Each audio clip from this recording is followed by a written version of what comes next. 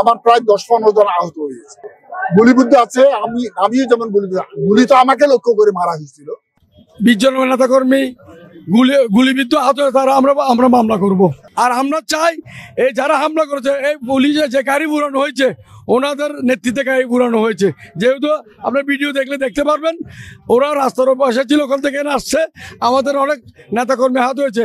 আর গাড়ি যারা পুড়েছে ওরাই গাড়িটা পুড়ছে, আমাদের কোনো নেতাকর্মী গাড়ি পুড়ে নেই। অশুভ পরিকল্পনা। দেন আমি আইন শৃঙ্খলা বাহিনীকে বললাম, আইন শৃঙ্খলা বাহিনী বললো আমার কনফার্ম কোনো অসুবিধা নেই, আমরা আছি। অ্যাকর্ডিংলি আমি আসছি। আমরা সত্তরঘাট ব্রিজ যখন ক্রস করলাম, আমরা স্বাভাবিকভাবে আমরা যাচ্ছি। তারা প্রায় 50-60 জন লোক ইট পাটকেল নিক্ষেপ করতেছে, লাঠি সোটা নিয়ে এগিয়ে আসতেছে।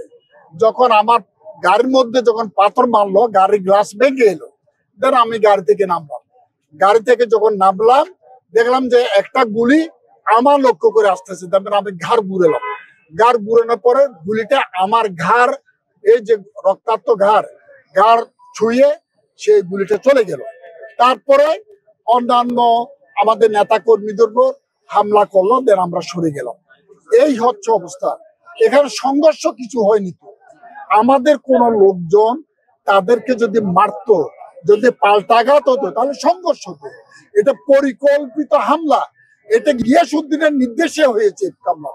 আমি যদি আরেকটু বলতে চাই, গিয়াসউদ্দিন কাদের চৌধুরী যার কথা আপনি বলছেন, তিনিও তো বিএনপির একজন লোক, পাশাপাশি কেন্দ্রীয় একজন লোক, পাশাপাশি আপনি নিজেও উত্তর জেলার একজন বিএনপির আহ্বায়ক হিসেবে জানেন। তাহলে বিএনপির মাঝে কেন এমন একটি ঘটনা ঘটেছে? আর বিএনপির মাঝে হয়নি, তুমি বিএনপি ডেকে আনতেছো কেন? আমি বলছি কবর জিয়ারত করার জন্য যাচ্ছি, আমার কোনো সমাবেশের জন্য যাচ্ছি না, আমি কোনো মিছিল মিটিং এর জন্য যাচ্ছি না।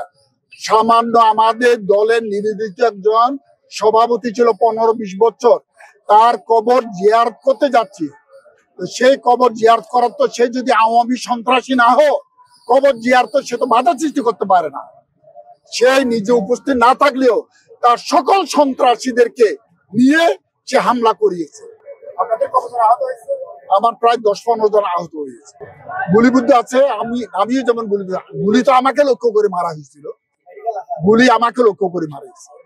এর সুস্পষ্ট যদি একটু সরাসরি আমি যদি আপনাকে বলতে চাই, এর কারণটা কি হতে পারে? কারণটা এটা গিকে গিয়ে জানে, কারণ এটা গিকে গিয়ে জানে। আমি কেমন করে জানবো কারণ কি? তার মা বাপের কবর জিয়ারত করতে পারেনি 17 বছর। 17 বছর তার লজ্জা শরম আছে? 17 বছর তার মা বাপের কবর জিয়ারত করতে পারেনি। আজকে কেন একই আগের সন্ত্রাসীর মতো কাজ করে আজকে নিজের দলের নেতা কর্মীদের বিরুদ্ধে সে লাগছে? আজকে এখন আপনারা পরবর্তী পদক্ষেপ কি নেবেন? কোন পর্বতে হাইকমান্ডকে জানিয়েছি, হাইকমান্ড সিদ্ধান্ত নেবে। তারেক রহমান যেরকম করে এরকম হবে।